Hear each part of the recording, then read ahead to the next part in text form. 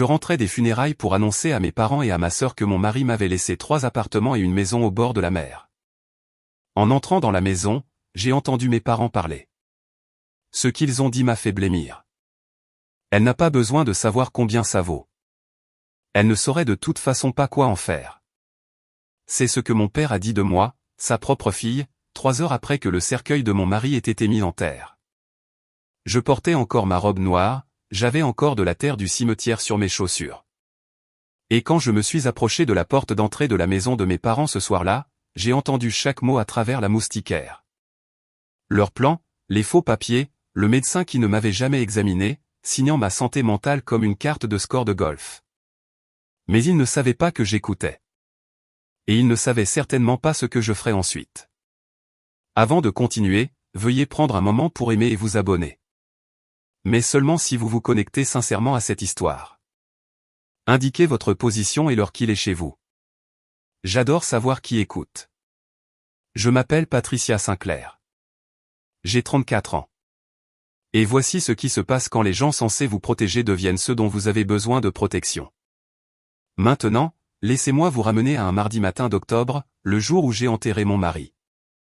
Il a plu le matin des funérailles de Daniel. Pas un déluge, juste une bruine fine et tenace qui s'accrochait à tout.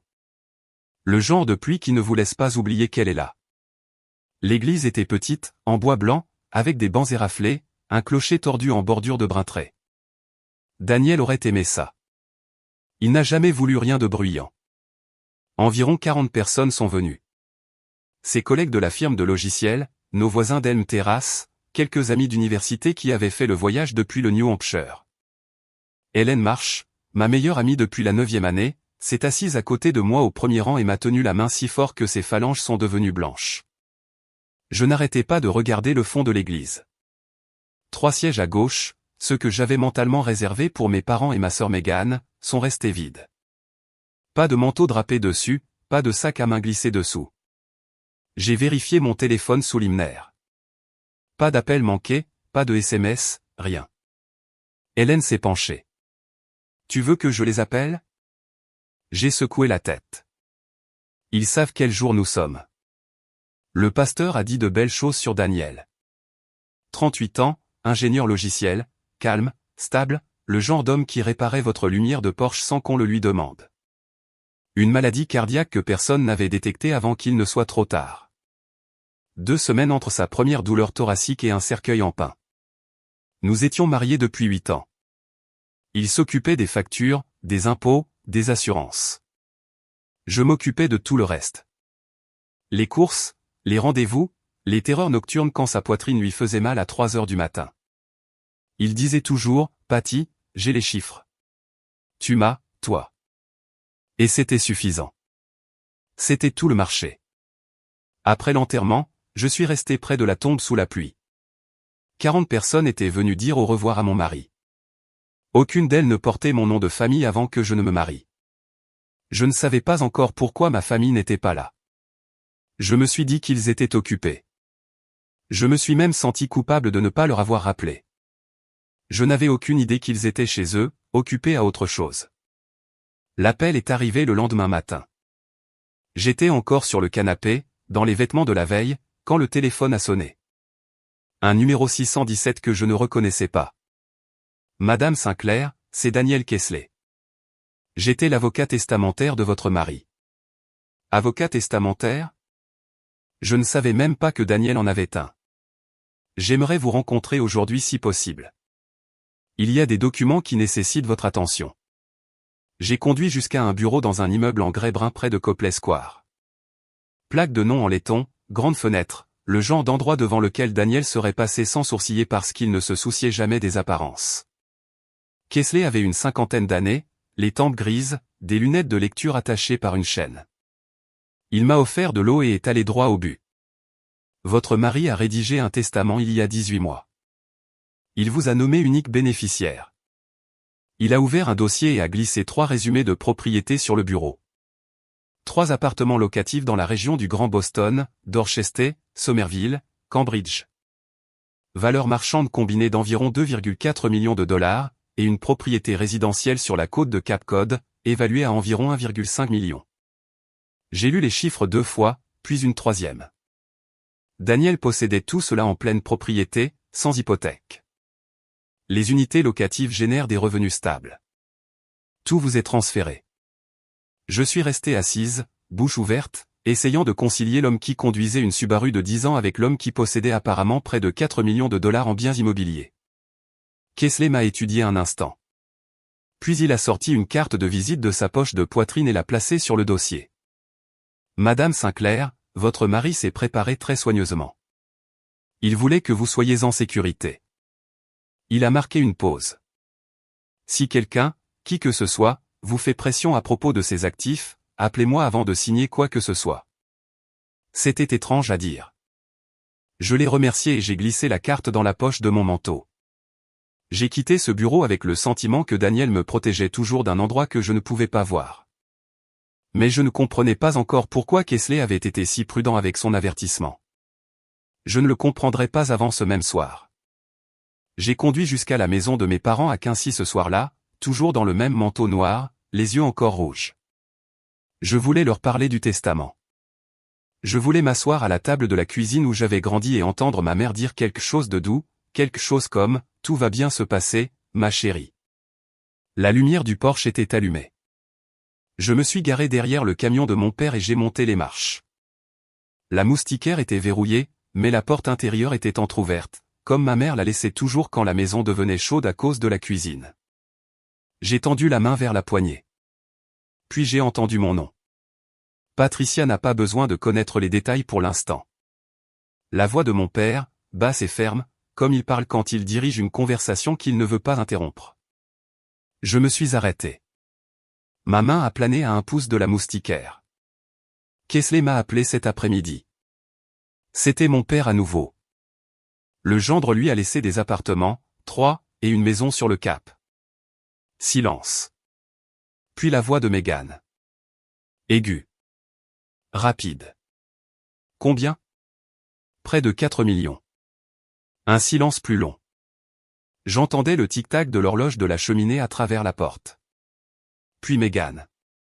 Elle ne peut pas garder cet argent.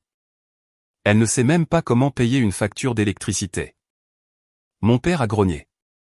Le genre de grognement qui signifie un accord. Je suis resté là, sur le porche, une main toujours levée.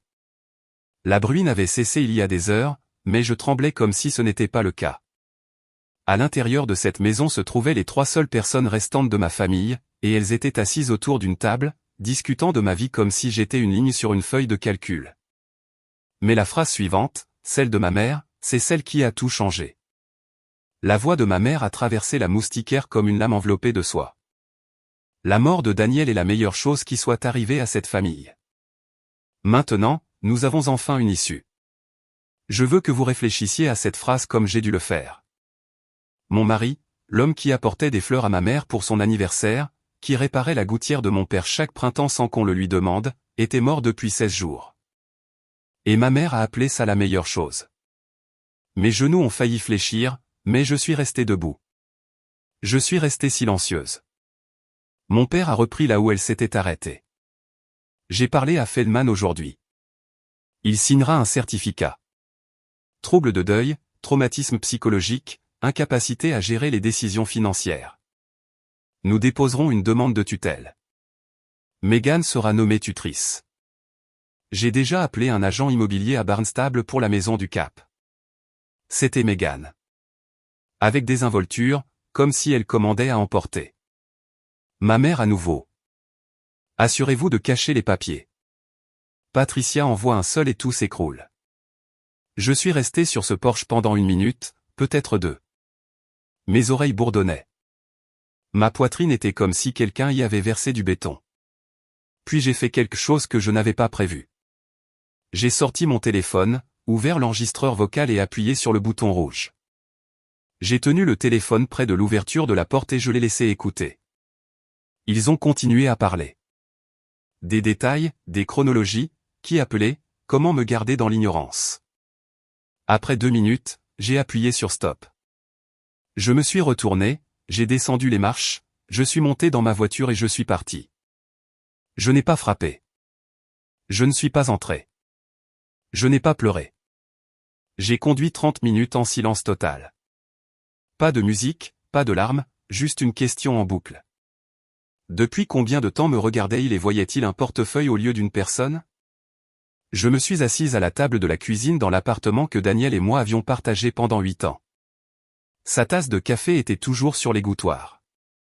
La carte de visite de Kesley était devant moi, à côté de mon téléphone avec l'enregistrement. J'ai appelé Hélène à 23 heures. Elle a décroché à la deuxième sonnerie. Elle le fait toujours quand c'est moi. Patty, qu'est-ce qui s'est passé? Je lui ai tout raconté. Les sièges vides aux funérailles, le bureau de Kesley, le Porsche, chaque phrase que j'avais entendue à travers la moustiquaire. Hélène n'a pas interrompu. Elle n'a pas halté ni juré. Elle a juste écouté. C'est ce qui rend Hélène dangereuse. Elle écoute comme le font les avocats, captant chaque détail. Quand j'ai eu fini, sa voix était d'acier. Patty, écoute-moi. N'appelle pas tes parents. N'appelle pas Megan. Demain matin, première chose, appelle Kesley, puis appelle-moi. Je sais quoi faire. Hélène est parajuriste dans un cabinet d'avocats spécialisé dans l'immobilier et les successions à Boston. Elle a passé 11 ans autour des affaires de succession, des demandes de tutelle, des litiges immobiliers. Elle a reconnu ce que ma famille faisait avant même que j'aie le vocabulaire pour cela. Ce qu'ils décrivent, utiliser un médecin pour vous certifier incapable sans vous examiner, puis déposer une demande de tutelle pour contrôler vos biens. Ce n'est pas un désaccord familial, Patty. C'est un crime, un faux, une fraude. Nous allons le traiter comme tel. J'ai expiré pour ce qui a semblé être la première fois depuis des heures. Il y a quelqu'un au bureau du procureur de Norfolk County avec qui j'ai travaillé, a-t-elle poursuivi. Un détective spécialisé dans la fraude financière contre les adultes vulnérables. Son nom est Ray Campos. Si nous en avons besoin, et je pense que oui, je peux l'appeler. J'ai regardé la tasse de café de Daniel de l'autre côté de la table. Il disait toujours que j'étais plus forte que je ne le pensais. Je ne le croyais pas alors, mais je commençais à y croire. Ma mère a appelé le lendemain matin à 9h15. Sa voix était chaleureuse, répétée, parfaitement juste. Ma chérie, j'ai pensé à toi toute la nuit. Pourquoi n'es-tu pas venue hier? Nous t'avons attendu. Ils m'ont attendu. J'ai failli rire. J'étais épuisé, maman. Peut-être une autre fois. Et un dîner de famille dimanche. Toute la famille. Megan veut te voir. Ton père était inquiet. Malade. Inquiet. Malade. J'ai gardé ma voix égale. Hélène m'avait entraîné. Agir normalement. Ne pas les alerter. Gagner du temps. Bien sûr, maman. Dimanche, ça marche. Bien. Nous t'aimons, ma chérie. Tu ne devrais pas traverser ça seule. J'ai raccroché et j'ai immédiatement composé le numéro de Kesley. Il a répondu à la première sonnerie comme s'il s'y attendait. Monsieur Kesley, mon père vous a contacté hier à propos de la succession de mon mari. Qu'a-t-il demandé exactement? Une pause. Il a demandé la valeur totale. Il a demandé si vous étiez l'unique bénéficiaire et il a demandé, hypothétiquement, ce qui se passerait si vous étiez déclaré légalement incapable. L'estomac m'a noué. Madame Sinclair, je ne lui ai rien dit au-delà de ce qui est du domaine public, mais ces questions m'ont inquiété. C'est pourquoi je vous ai donné ma carte. L'avocat de Daniel l'avait vu venir avant moi. La voix de Kesley s'est aiguisée. Si votre père dépose une demande de tutelle et que vous ne répondez pas à temps, un juge pourrait rendre une ordonnance temporaire en 14 jours seulement. Vous devez prendre les devants. Je dépose une opposition préventive aujourd'hui. Puis il m'a donné un autre nom, le docteur Rebecca Winters, psychiatre certifiée, indépendante, 20 ans de pratique. Prenez rendez-vous avec elle cette semaine pour une évaluation. Si nous avons un rapport psychiatrique légitime confirmant votre pleine capacité, toute demande basée sur un certificat frauduleux s'effondrera au contact. J'ai noté le numéro et j'ai appelé avant le déjeuner. Le premier rendez-vous était fixé pour jeudi, mais je ne savais pas encore que Megan avait déjà passé ses propres appels, et elle n'attendait pas non plus le tribunal. Jeudi après-midi, le bureau du docteur Rebecca Winters était situé dans une maison victorienne réaménagée près de Brookline Village. Des plantes sur le rebord de la fenêtre, pas de réceptionniste. Elle a ouvert la porte elle-même. L'évaluation a duré 90 minutes. Elle a posé des questions sur Daniel, sur mes routines quotidiennes, sur le fait de savoir si je dormais, mangeais, sortais de la maison. Elle a posé des questions sur mon enfance, sur mes parents. J'ai dit la vérité, toute la vérité. Et elle a écrit régulièrement sans réagir. À la fin, elle a posé son stylo et m'a regardé de l'autre côté du bureau. Madame Sinclair, vous êtes en deuil. C'est humain. Ce n'est pas un handicap.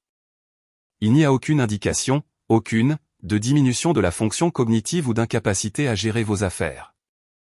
Elle a signé le rapport, l'a tamponné, m'a remis l'original dans une enveloppe scellée. Gardez-le en lieu sûr. Je suis rentré chez moi avec l'impression de pouvoir respirer pour la première fois depuis une semaine. Une psychiatre agréée avec 2 décennies de pratique venait de confirmer par écrit ce que Daniel m'avait toujours dit. J'étais capable. J'étais saine d'esprit. J'étais suffisante. Ce que je ne savais pas, ce qu'Hélène a découvert ce même soir grâce à un contact à la clinique de Feldman, c'est que mon père avait rendu visite au docteur Nathan Feldman cet après-midi-là. Le même jour, dans la même ville, un résultat entièrement différent.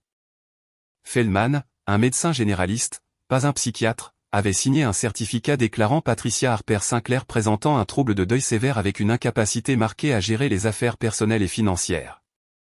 Il ne m'avait jamais rencontré, n'avait jamais pris de rendez-vous avec moi, ne m'avait jamais regardé dans les yeux. Et voici la partie qui aurait le plus d'importance plus tard. Sur le certificat de Feldman, la ligne date de l'examen du patient était laissée complètement vide parce qu'il n'y avait pas eu d'examen. Il n'y avait qu'une signature et une faveur entre partenaires de golf.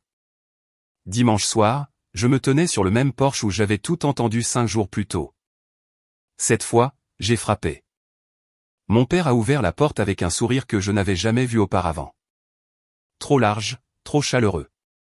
Il a tiré ma chaise à la table à manger. Il a versé mon eau.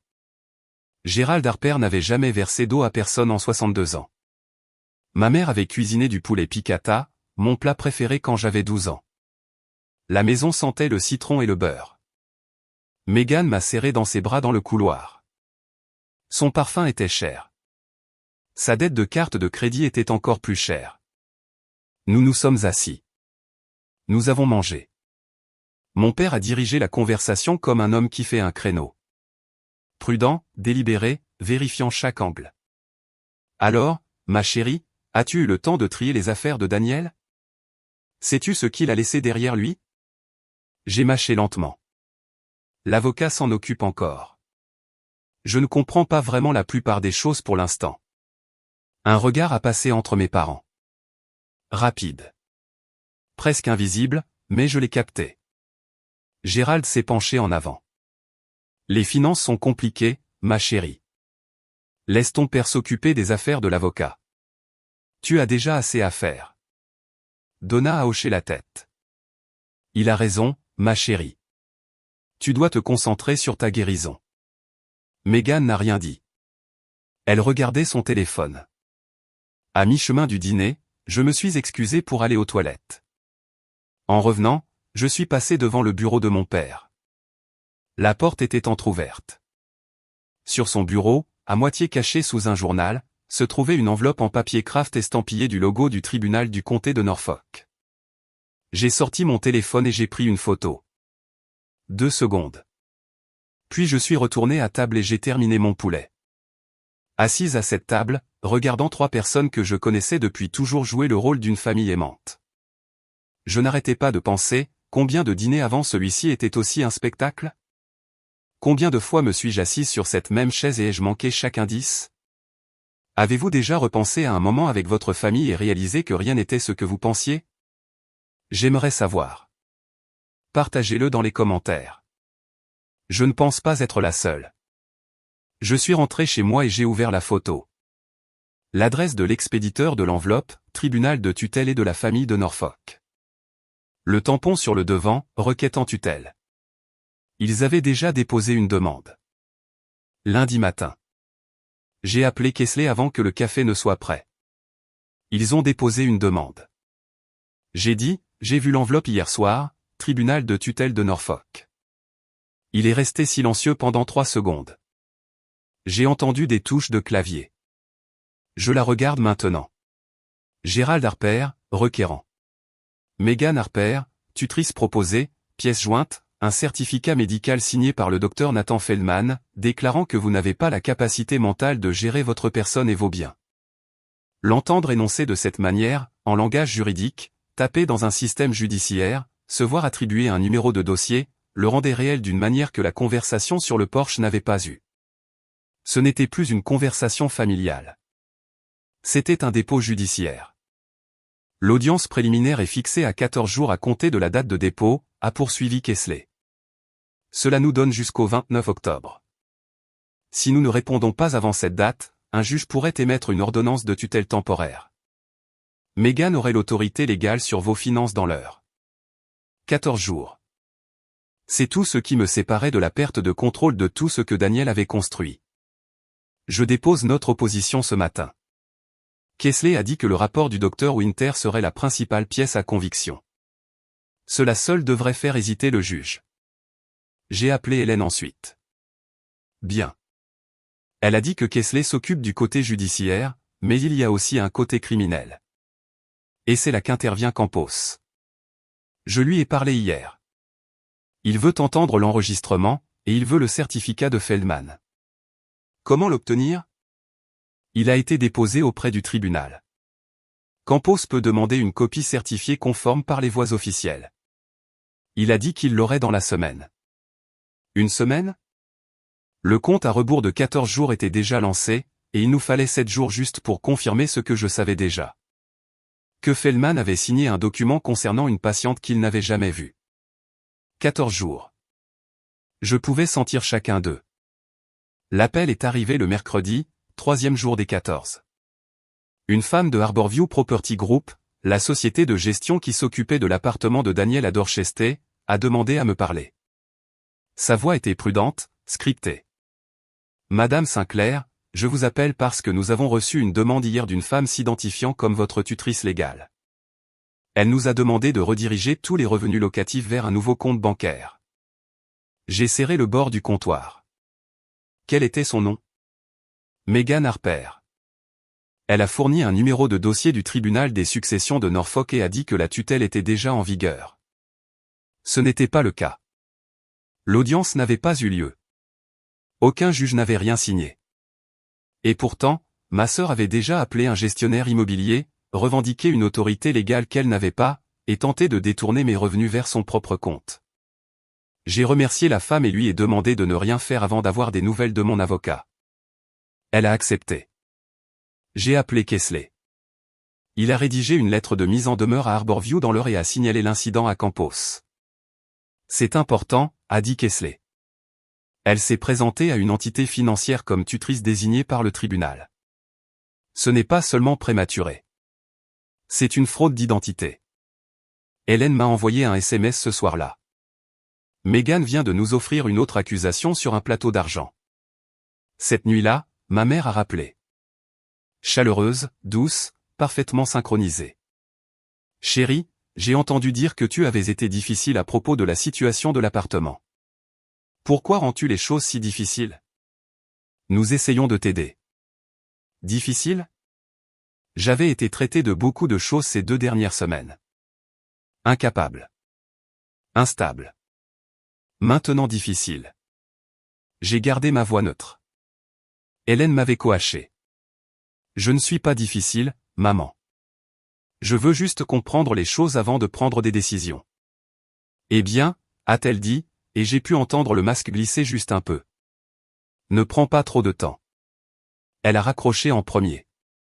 Gérald est arrivé à mon appartement l'après-midi suivant. Sans prévenir. Juste un coup à la porte et il était là, tenant 2 cafés et un sac en papier de la boulangerie de Hancock Street.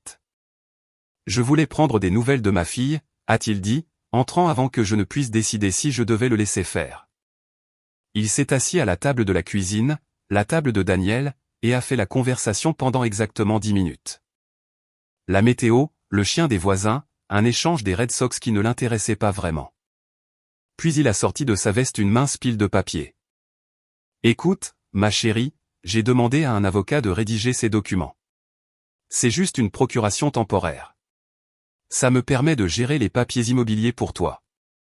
Les impôts fonciers arrivent, les renouvellements d'assurance, des choses dont tu ne devrais pas avoir à te soucier pour l'instant. Il a glissé les papiers sur la table, un stylo bleu posé dessus. J'ai regardé le document. L'entête indiquait « Procuration générale durable ». Non limité, non temporaire. Générale, elle donnerait à Gérald une autorité complète sur toutes les décisions financières de ma vie. Papa, j'ai besoin de lire ça d'abord. Donne-moi quelques jours. Sa mâchoire s'est serrée. Patty, le temps est important ici. Il y a des factures, des délais. Daniel m'a toujours dit de lire avant de signer. Je pense que je devrais honorer ça. Il ne pouvait pas contredire le conseil d'un homme mort. Pas à voix haute, du moins. Il a laissé les papiers sur la table et est parti sans finir son café. J'ai photographié chaque page et je les ai envoyées à Kessler. Sa réponse est arrivée dans l'heure. Ne signez pas. C'est une procuration générale sans restriction. Si vous l'exécutez, votre père peut vendre toutes les propriétés dès demain matin. De plus, l'avocat qui a rédigé cela, Robert Voss, est un ancien partenaire commercial de votre père. Cela a été coordonné. Le stylo était toujours posé sur les papiers, encre bleue, sans capuchon, prêt pour que je fasse la plus grande erreur de ma vie. Je l'ai coiffé et je l'ai mis dans un tiroir. Hélène est venue vendredi soir avec son ordinateur portable et un bloc-notes jaune couvert de notes. « Assieds-toi », a-t-elle dit. J'ai récupéré tout ce que j'ai pu des registres publics, et c'est pire que ce que nous pensions. Elle a tourné l'écran vers moi. Gérald Harper, deuxième hypothèque sur la maison de Quincy, solde impayé, 320 000 $, privilège fiscal fédéral déposé il y a 8 mois, 95 000 $. 2 lignes de crédit délinquantes. Un avis de recouvrement en attente d'un entrepreneur qui l'avait arnaqué pour la réparation d'un toit. Ton père a 5 mois de retard sur l'hypothèque. Hélène a dit que la banque avait envoyé un avis de défaut en août. Elle a tourné la page. Meghan Harper, 4 cartes de crédit, 3 gelées, 1 en recouvrement. Dette revolving totale, 180 000 $. 2 procès civils de créanciers au cours des 3 dernières années. Une procédure d'expulsion d'un propriétaire à Weymouth qui a été réglée à l'amiable. Ta sœur dépense de l'argent qu'elle n'a pas depuis des années, a dit Hélène. Et ta mère est co-signataire de la maison de Quincy. Si Gérald la perd, Donna est aussi à la rue. J'ai regardé les chiffres. Près de 600 000 $ de dettes combinées. Ma famille se noyait, et la succession de Daniel valait presque 4 millions. Les calculs n'étaient pas compliqués. J'étais leur bouée de sauvetage. Hélène a fermé l'ordinateur portable et m'a regardé. Patty, ils ne font pas ça parce qu'ils pensent que tu ne peux pas gérer l'argent. Ils font ça parce qu'ils sont désespérés. Tu es leur seule issue.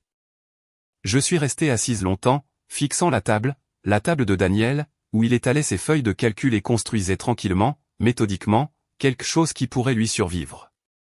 Il ne m'avait jamais parlé de la dette.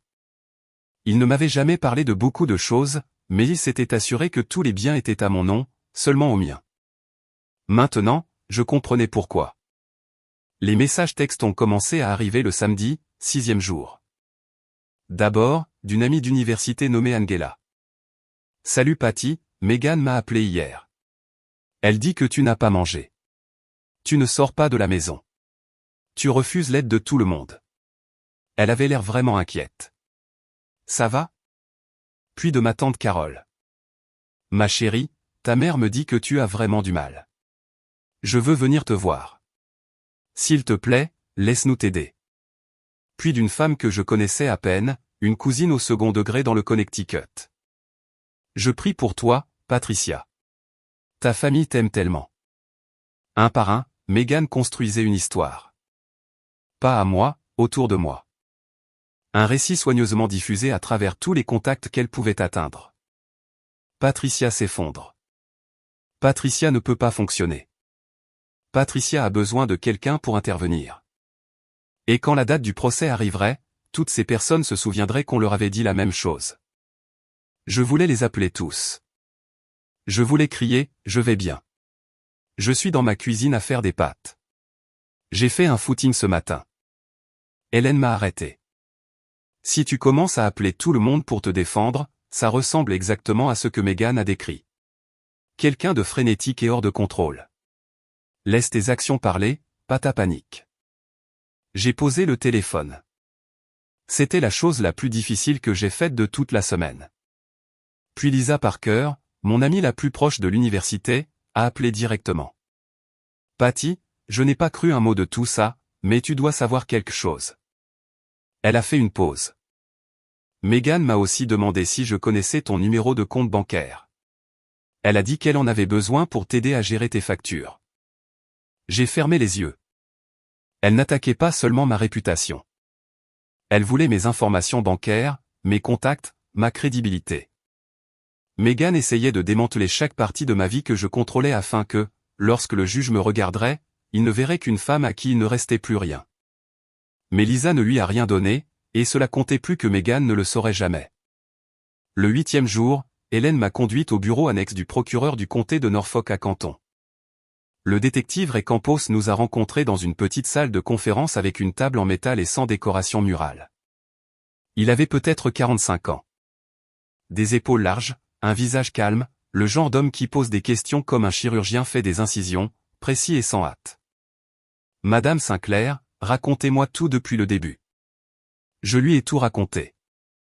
Les funérailles, le Porsche, l'enregistrement, Feldman, la procuration, l'appel de Meghan à Harborview. Il a pris des notes sans lever les yeux. Quand j'ai eu fini, il a dit « Jouez l'enregistrement ». J'ai posé mon téléphone sur la table et j'ai appuyé sur lecture. La voix de mon père a rempli la pièce, puis celle de ma mère, puis celle de Meghan. Campos a écouté tout l'enregistrement sans bouger. Quand il a été terminé, il a coiffé son stylo et m'a regardé. L'enregistrement nous donne une base raisonnable pour ouvrir une enquête, mais la clé est le certificat de Feldman. Si je peux prouver qu'il l'a signé sans vous examiner, c'est un faux, et le soumettre au tribunal en fait une fraude envers la Cour. Comment l'obtenons-nous ? J'ai demandé. Il a été déposé comme pièce à conviction avec la requête en tutelle. J'ai déjà demandé une copie certifiée conforme par l'intermédiaire du greffier du tribunal. Je devrais l'avoir dans 5 à 7 jours. Hélène s'est penchée en avant. Et Meghan se faisant passer pour une tutrice pour rediriger les revenus locatifs. Fraude d'identité, a dit Campos. Accusation distincte. Nous la documentons. Il m'a regardé directement.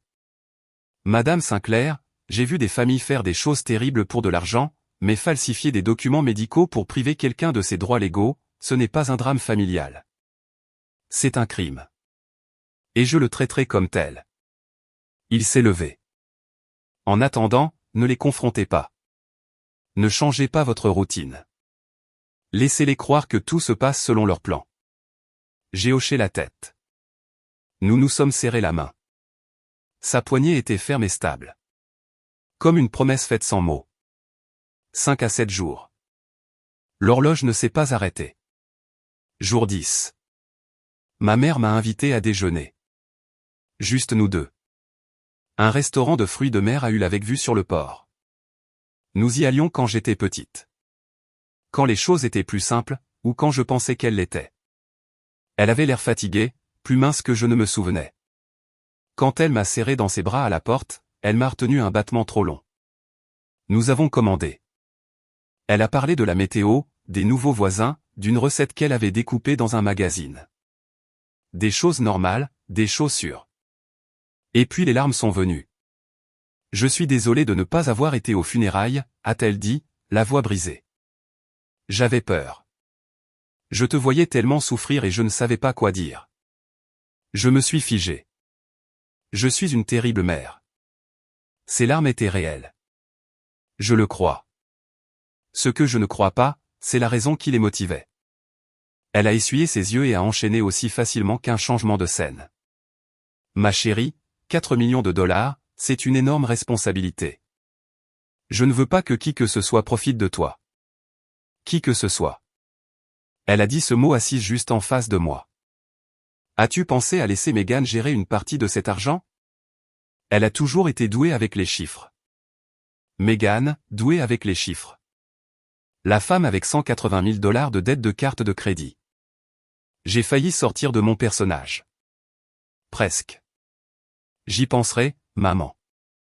Elle a tendu la main sur la table et m'a serré la main. Ton père a tout préparé. Tu as juste besoin de signer un petit papier. Quand l'addition est arrivée, elle a cherché son portefeuille.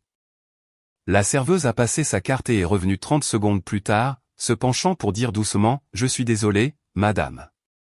Elle a été refusée. Le visage de ma mère est devenu blanc. Ce doit être la machine. J'ai payé en espèces. Je n'ai pas dit un mot, mais j'ai compris. Sa carte avait été refusée. Sa maison était sous l'eau, et le seul plan qu'elle avait été assise en face d'elle, refusant de signer.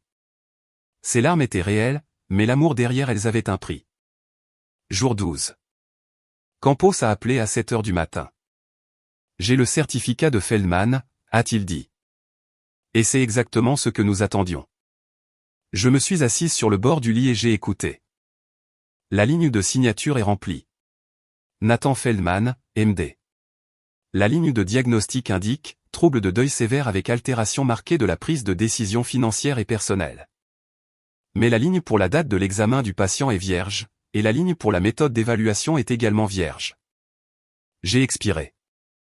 J'ai récupéré les dossiers de rendez-vous de Feldman pour la date à laquelle il a signé le certificat. Votre nom n'apparaît nulle part. Ni en tant que Patricia Sinclair, ni en tant que Patricia Harper. Aucune entrée, aucun dossier, aucun fichier. Il a fait une pause pour laisser cela s'installer. Il a signé un document médical légal certifiant votre incapacité sans jamais être dans la même pièce que vous. C'est un faux. Et parce qu'il a été soumis à un tribunal dans le cadre d'une demande de tutelle, c'est une fraude envers la Cour, ce qui est un crime. Que se passe-t-il maintenant? Je me suis levé et j'ai marché jusqu'à la fenêtre. Dehors, la rue était calme. Un bus scolaire est passé. Détective Campos, quand vous irez chez mes parents, je veux être là. Une longue pause. Êtes-vous sûr? J'ai besoin de voir leur visage, et ils ont besoin de voir le mien. Il a accepté. Dimanche matin, 10 heures, à la résidence Harper à Quincy. 2 jours de plus. Je savais déjà ce que je porterais. Le même manteau noir que j'avais porté aux funérailles de Daniel. Pas pour le deuil cette fois. Pour clore un chapitre. Jour 13. Gérald a appelé ce soir-là. Le masque était tombé. Patricia, pas, ma chérie, pas, chérie. Patricia, je ne sais pas qui t'a rempli la tête, mais cette petite rébellion doit cesser. Tu dois signer la procuration. Non. J'ai déjà déposé les documents au tribunal. L'audience est lundi. Tu vas couvrir cette famille de honte devant un juge. Je sais que tu as déposé, papa. Mon avocat me l'a dit. Silence.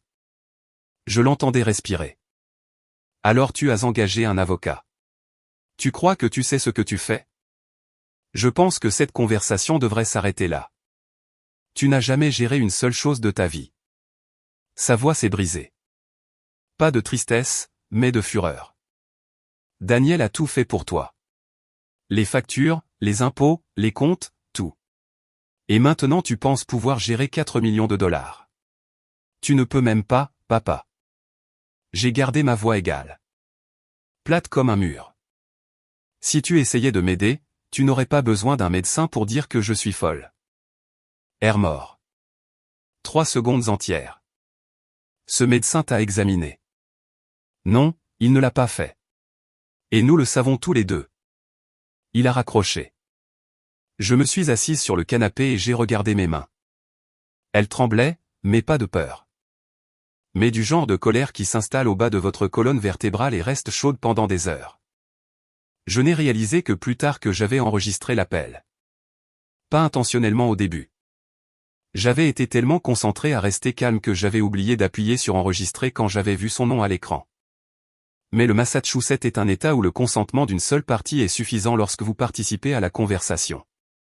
L'enregistrement était légal et Gérald venait d'admettre sur bande qu'il avait déposé la pétition, qu'il était au courant pour Feldman, qu'il s'attendait à ce que je signe.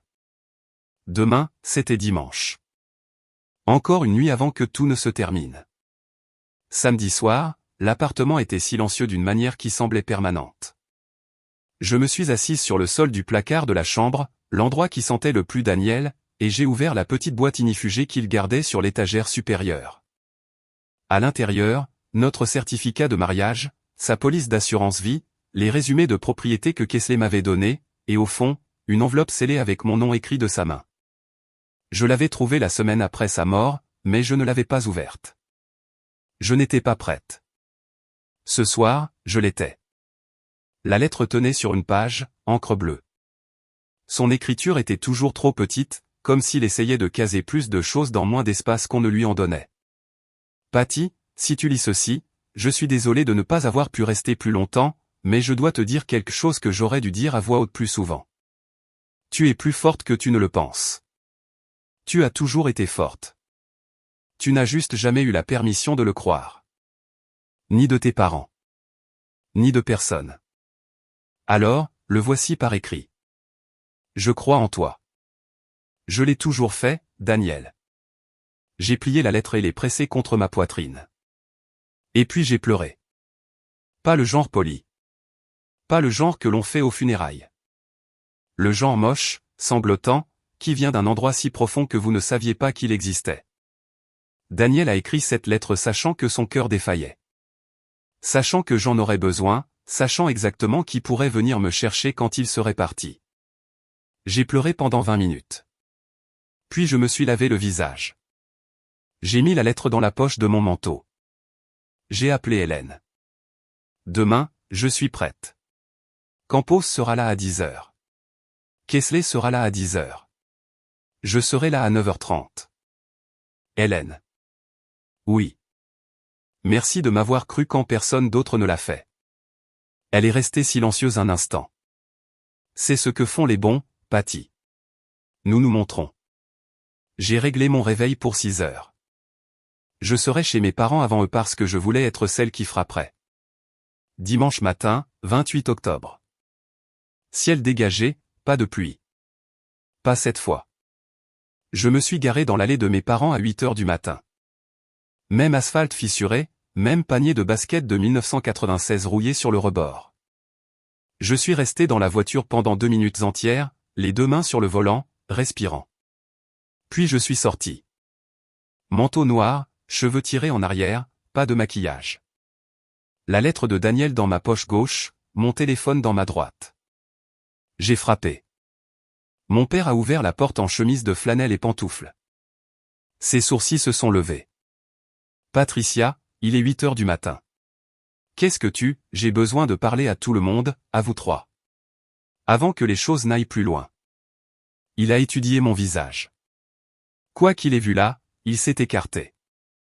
La maison sentait le vieux café et le pain grillé rassis. Ma mère était au comptoir de la cuisine en robe de chambre, versant de la crème dans une tasse. Megan était recroquevillée sur le canapé avec une couverture, faisant défiler son téléphone. Elles ont toutes les deux levé les yeux quand je suis entré. Donna a souri. Automatique, mécanique. Ma chérie, quelle surprise. Megan n'a pas souri. Elle m'a regardé comme un chat regarde une porte. Je me suis assise dans le fauteuil en face du canapé, le même fauteuil où je m'étais assise enfant, regardant les dessins animés du samedi. Maintenant, je regardais 3 personnes qui avaient conspiré pour effacer mon existence légale. Je veux l'entendre de votre bouche, ai-je dit. Tout. Quel est le plan? Ce que vous pensez être le mieux pour moi. Gérald s'est assis en face de moi, a redressé ses épaules. C'était son territoire. Bien, a-t-il dit. Nous avons essayé de te le dire. Il s'agit de protéger ton avenir, la succession, les propriétés. Ta mère et moi ne voulons que ton bien. Donna a hoché la tête. Megan n'a rien dit. Je l'ai laissé parler de responsabilité, de famille, de la façon dont les décisions financières étaient trop lourdes pour quelqu'un dans votre état. Quand il a eu fini, j'ai posé une question. Quand avez-vous vu le docteur Feldman pour la dernière fois, papa? Son visage s'est figé en plein souffle, en pleine phrase, en plein mensonge. Et c'est là que la sonnette a retenti. Gérald m'a regardé. Je n'ai pas détourné le regard. La sonnette a retenti à nouveau. Il a marché jusqu'à la porte et l'a ouverte. Le détective Ray Campos se tenait sur le porche dans un blazer foncé, son insigne visible sur sa ceinture. Derrière lui, Daniel Kessler dans un costume anthracite et Hélène Marche avec un dossier Kraft sous le bras. « Monsieur Gérald Harper » a dit Campos. « Je suis le détective Ray Campos, police du comté de Norfolk. Puis-je entrer ?» La bouche de Gérald s'est ouverte. Rien n'en est sorti. Il a reculé. Ils sont entrés dans le salon. Donna s'est levée de son tabouret si vite qu'elle a fait tomber sa tasse de café du comptoir. Elle s'est brisée sur le carrelage et personne ne l'a ramassée. Megan a retiré la couverture de ses genoux et s'est redressée. Son téléphone est tombé entre les coussins. Campos a pris le centre de la pièce comme un homme prend une scène. « Je suis ici concernant une demande de tutelle déposée auprès du tribunal des successions de Norfolk par vous, Monsieur Harper, au nom de votre fille, Patricia Sinclair. C'est une affaire familiale privée, quand le certificat médical joint à cette demande est frauduleux, Monsieur Harper, cela devient une affaire criminelle. » La pièce est devenue silencieuse, pas calme. Silencieuse, le genre de silence qui a du poids. Campos a sorti une pochette transparente de sa veste. À l'intérieur, une photocopie du certificat de Feldman. Ce certificat signé par le docteur Nathan Feldman déclare votre fille mentalement incapable. Mais le docteur Feldman n'a jamais examiné votre fille. Le champ date de l'examen du patient est vide. Son journal de rendez-vous ne contient aucune trace d'elle. Il n'a pas de dossier, pas de fichier, pas de notes. Donna s'est effondrée sur le tabouret. La mâchoire de Megan est tombée. Le docteur Feldman a été placé en garde à vue à 7 heures ce matin. Campos a dit qu'il avait été coopératif. Il a laissé le mot « coopératif » planer dans l'air. Le visage de Gérald s'est vidé de ses couleurs. Pas lentement. Tout d'un coup. Comme si quelqu'un avait débranché une prise. Il savait ce que signifiait « coopératif ». Cela signifiait que Feldman avait parlé. Gérald a essayé. Je lui accorderai ça. Feldman, quoi qu'il vous ait dit, il a mal compris. Je lui ai demandé une évaluation générale. Je ne lui ai jamais dit de « Monsieur Harper ». Campos n'a pas élevé la voix. Il n'en avait pas besoin. Le docteur Feldman déclare que vous lui avez personnellement demandé de signer un certificat d'incapacité pour votre fille sans effectuer d'examen. Il déclare que votre épouse, Donna Harper, a fourni le langage diagnostique spécifique, et il déclare que votre fille, Megan Harper, était au courant du plan et y a participé. Donna a laissé échapper un son, à moitié sanglot, à moitié halètement. Elle a pressé ses deux mains sur sa bouche. Megan a bondi sur ses pieds. Je ne savais pas pour le médecin. C'était l'idée de papa. Je n'y étais pour rien, Gérald s'est tourné vers elle. Tu as appelé l'agent immobilier avant même que nous ayons les papiers. Tu as appelé le gestionnaire immobilier en te faisant passer pour sa tutrice parce que tu me l'as dit de faire. Ils se sont retournés l'un contre l'autre en moins de 10 secondes. Là, devant un détective, un avocat et moi. Je me suis levé. La pièce est devenue silencieuse. Tout le monde me regardait. Mon père en pleine accusation. Ma mère en plein sanglot. Ma sœur en pleine excuse. Campos. Kessler. Hélène. J'ai parlé doucement. Comme on parle quand on veut que chaque mot porte. J'ai tout entendu. Le soir des funérailles de Daniel. Je me tenais devant cette porte. J'ai montré l'entrée principale à 1,5 mètre et j'ai écouté. J'ai entendu papa dire que Feldman signerait les papiers. J'ai entendu Megan dire qu'elle avait déjà appelé un agent pour la maison du capitaine et j'ai entendu maman dire, j'ai regardé directement ma mère. La mort de Daniel est la meilleure chose qui soit arrivée à cette famille. Le visage de Donna s'est froissé. Patricia, je ne voulais pas, tu l'as dit, maman. Mot pour mot. Et je l'ai enregistré. Personne n'a bougé. Personne n'a respiré. La tasse de café cassée était toujours sur le sol de la cuisine. Et le silence était plus fort que tout ce qu'aucun d'eux n'avait jamais dit. Je ne suis pas ici pour me venger, ai-je dit. Je suis ici pour vous dire, je vous ai entendu.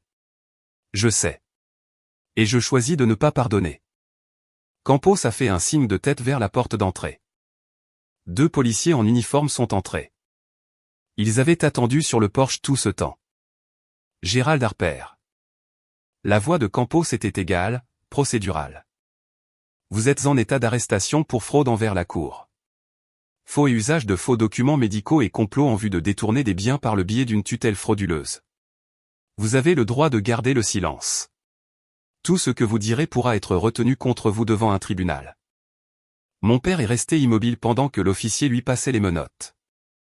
Il m'a regardé une fois, non pas avec colère, mais avec quelque chose de plus proche de l'incrédulité, comme s'il était entré dans une pièce qu'il pensait posséder et avait trouvé toutes les serrures changées.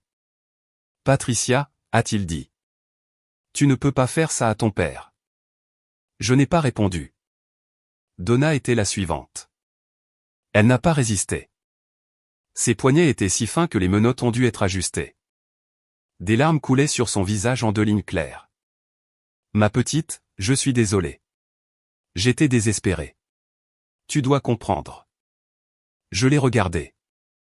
Mes yeux étaient rouges mais secs. Le désespoir ne te donne pas le droit de me déclarer folle, maman. Elle n'a pas eu de réponse à cela. L'officier l'a conduite vers la porte. Campos s'est tourné vers Megan. Megan Harper, vous êtes également en état d'arrestation pour fraude à l'identité, vous êtes faussement présentée comme tutrice désignée par un tribunal à une entité financière et tentative de vol par tromperie. Les jambes de Megan ont fléchi. Elle a agrippé le bras du canapé. Patty, s'il te plaît. Je ne, un mot. Je n'en avais pas besoin. Ils les ont tous les 3 conduits par la porte d'entrée et dans des véhicules séparés. De l'autre côté de la rue, Madame Kowalski se tenait sur sa pelouse en peignoir, l'arrosoir figé à mi-chemin. Puis, les enfants des voisins regardaient derrière leur moustiquaire. Un facteur a ralenti son camion, a regardé et a continué sa route. Le salon était vide maintenant, juste moi, Hélène, Kesley, et l'odeur du café froid et de la porcelaine brisée. Hélène a posé sa main sur mon épaule. Elle n'a rien dit. Elle n'en avait pas besoin. Hélène a conduit. Je me suis assise sur le siège passager, les mains sur mes genoux, regardant la route. Nous n'avons pas parlé pendant 15 minutes. Elle n'a pas allumé la radio. Elle a juste conduit. Et je me suis juste assise. Et le monde derrière le pare-brise avançait d'une manière qui semblait complètement déconnectée de ce qui venait de se passer dans cette maison. Finalement, je l'ai dit. Je viens d'envoyer mes parents en prison. Hélène n'a pas hésité. Non, ils s'y sont envoyés eux-mêmes. J'ai posé ma tête contre la vitre. La vitre était froide. Tu sais à quoi je ne cesse de penser? Quand j'avais 6 ans, mon père m'a appris à faire du vélo dans cette même allée. Il tenait l'arrière de la selle et courait à côté de moi jusqu'à ce que je puisse tenir en équilibre toute seule. Il riait. Je me souviens de son rire. Hélène m'a regardé. Les mêmes mains, ai-je dit. Les mêmes mains qui tenaient la selle. Ce sont les mains qui ont signé une pétition pour me retirer mes droits. Elle n'a pas essayé de me réconforter avec des mots. Elle a tendu la main et a serré mon bras une fois, puis a remis ses 2 mains sur le volant. Nous nous sommes arrêtés devant mon appartement. Elle a coupé le moteur. Patty, tu n'as pas besoin d'être forte ce soir. Tu viens de faire l'une des choses les plus difficiles qu'une personne puisse faire. Si tu as besoin de t'effondrer, c'est ce soir qu'il faut le faire. J'ai détaché ma ceinture de sécurité et je l'ai regardée. Je m'effondre depuis 3 semaines. Je pense que ce soir, je veux juste dormir. Elle a hoché la tête. Je passerai te voir demain matin. Je suis entré. L'appartement était exactement comme je l'avais laissé. La tasse de café de Daniel toujours sur l'égouttoir, la procuration toujours sur la table, le stylo bleu toujours dans le tiroir, tout en place, tout pareil. Mais j'étais différente, et il n'y avait pas de retour en arrière possible. 2 semaines ont passé. Kesley a appelé un mardi avec le bilan complet. Gérald Harper a été officiellement inculpé de 3 chefs d'accusation. Fraude envers la Cour, faux criminel et complot en vue de détourner des biens par le biais d'une procédure de tutelle frauduleuse. Il a été libéré sous caution de $50 000 en utilisant la maison de Quincy comme garantie, la même maison qui avait déjà 2 hypothèques. Donna Harper a été inculpée de 2 chefs d'accusation, complot et complicité de fraude. Elle a été libérée sous sa propre caution, mais interdite de me contacter par ordonnance du tribunal. Pas d'appel, pas de SMS, pas de message de tiers. Meghan Harper a été inculpée de fraude à l'identité et tentative de vol par tromperie. Son passeport a été confisqué. Elle a été interdite de quitter l'État du Massachusetts en attendant son procès. Après, le docteur Nathan Feldman a vu sa licence médicale suspendue en attendant un examen complet par le Conseil d'enregistrement en médecine du Massachusetts. Il a été inculpé de faux criminel. Il coopérait avec le procureur en échange d'une éventuelle réduction de peine.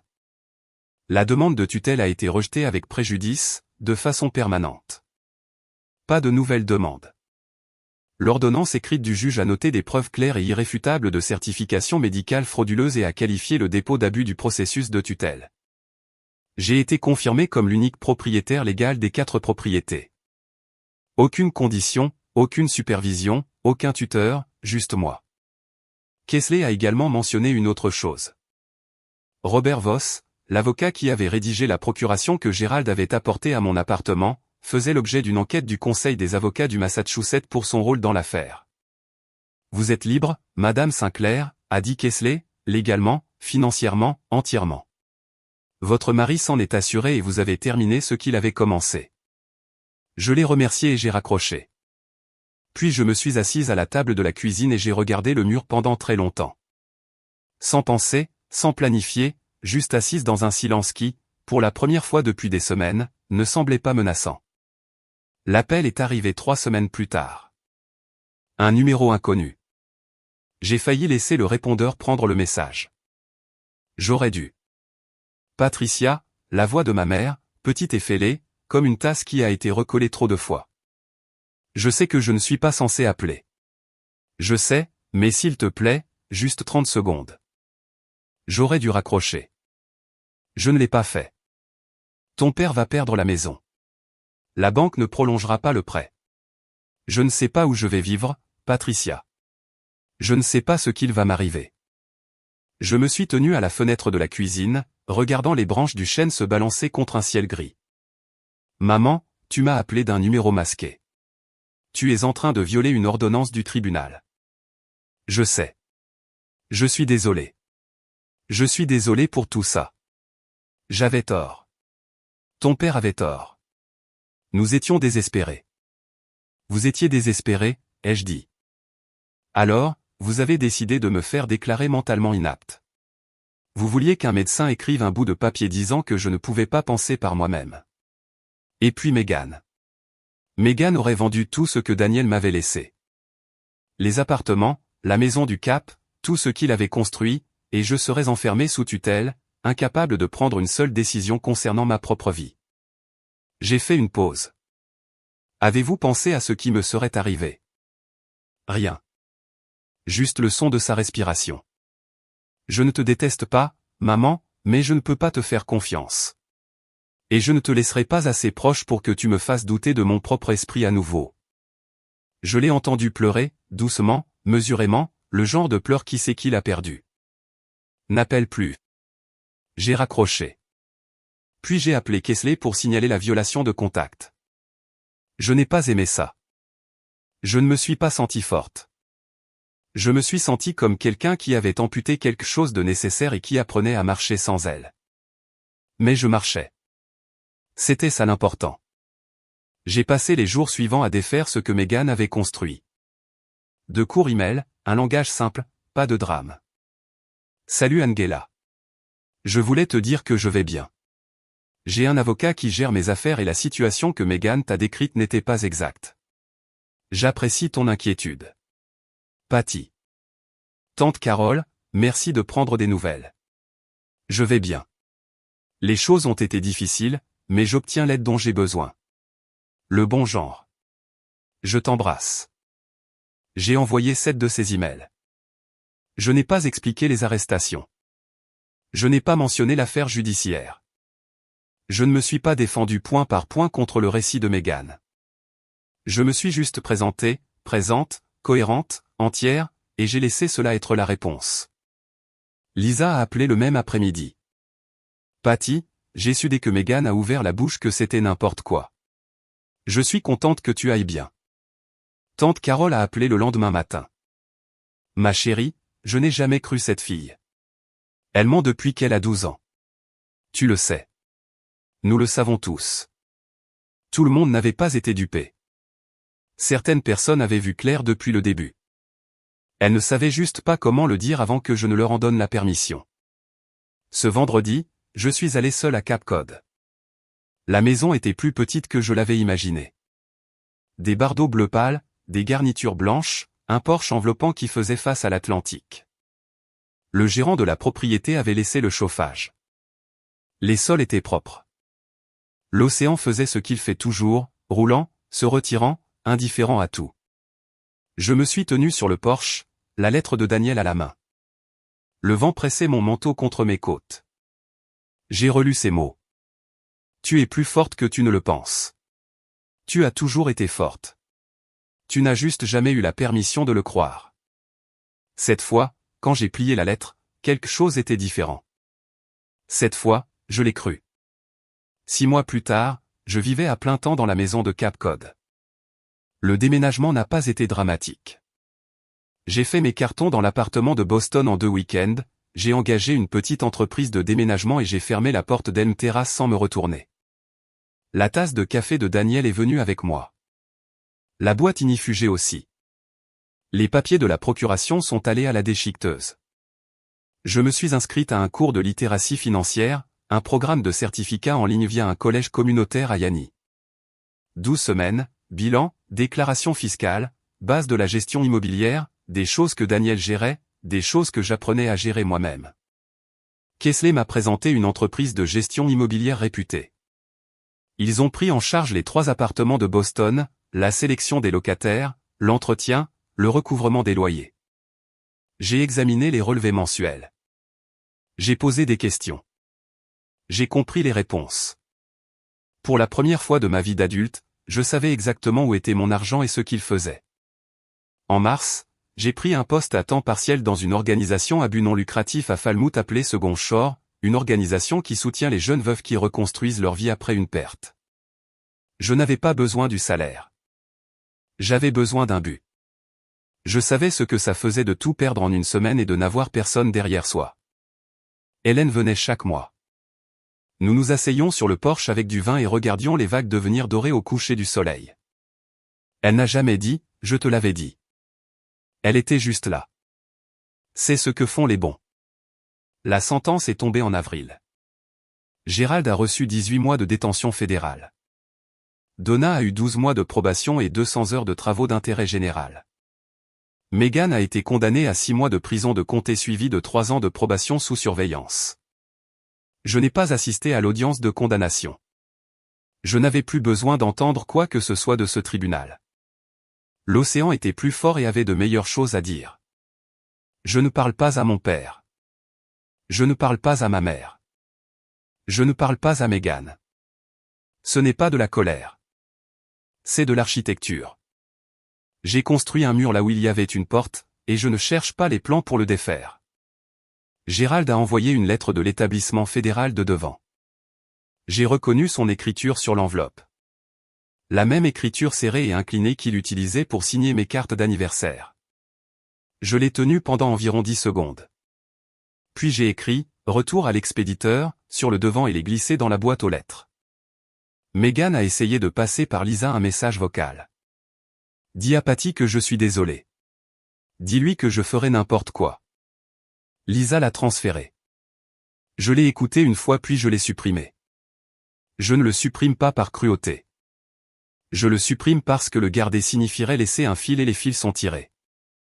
Les gens me demandent si je leur ai pardonné. Des amis, des collègues de Second Shore, même ma thérapeute, doucement lors de notre 3e séance. Voici ce que j'ai appris. Le pardon, c'est poser le poids. C'est choisir de ne pas porter leur choix sur son dos chaque matin. Je travaille sur cette partie. Certains jours sont plus faciles que d'autres, mais les limites sont différentes. Les limites ne concernent pas les sentiments. Elles concernent la sécurité. Le pardon est interne. C'est entre moi et le poids. Les limites sont externes. Elles sont entre moi et les gens qui ont mis le poids là. Je ne déverrouillerai pas la porte. Ni pour les excuses, ni pour les larmes, ni pour le sang. Daniel a écrit quelque chose dans cette lettre à quoi je reviens les jours difficiles. Tu as toujours été forte. Tu n'as juste jamais eu la permission de le croire. Il avait raison. Mais j'ajouterai une chose. Je n'ai plus besoin de permission. Ni de lui, ni de personne. Ce matin, je me suis réveillé à 6 heures, j'ai fait du café, je suis sorti sur le porche. L'océan faisait son œuvre. La même chose qu'hier et avant-hier il y a 100 ans. Roulant, se retirant, ne demandant la permission à personne. Il n'y a personne à ma porte qui me demande de signer quoi que ce soit. Personne au téléphone qui me dit que je ne suis pas capable. Personne dans la pièce d'à côté qui chuchote comment prendre ce qui est à moi pendant que je suis encore au cimetière. Daniel m'a laissé 4 murs et un toit, 3 appartements et une maison au bord de la mer. Mais ce qu'il m'a réellement laissé, ce que nul certificat falsifié ou pétition frauduleuse ne pourrait jamais toucher, c'est la conviction que je mérite d'être en sécurité, que je suis suffisante, que la petite voix dans ma tête qui dit « Tu peux le faire » ne ment pas. Si vous écoutez ceci et que vous êtes dans une situation comme la mienne, si quelqu'un dans votre vie vous dit que vous n'êtes pas assez intelligent, pas assez fort, pas assez stable pour prendre vos propres décisions, j'ai besoin que vous m'entendiez. C'est le langage de quelqu'un qui veut vous contrôler. Ce n'est pas la vérité. La plus forte des vengeances n'est pas d'envoyer quelqu'un en prison. C'est de construire une vie où les gens qui ont essayé de vous détruire n'ont plus aucun pouvoir. Ni sur votre argent, ni sur votre esprit, ni sur votre café du matin sur un Porsche qui vous appartient et à personne d'autre. Je ne raconte pas cette histoire pour donner une leçon. Je la raconte parce que quand j'étais debout sur ce Porsche à Quincy, écoutant ma famille planifier ma destruction, j'aurais aimé que quelqu'un me raconte une histoire comme celle-ci d'abord. Pour que je sache que je n'étais pas folle et que j'avais le droit de me défendre.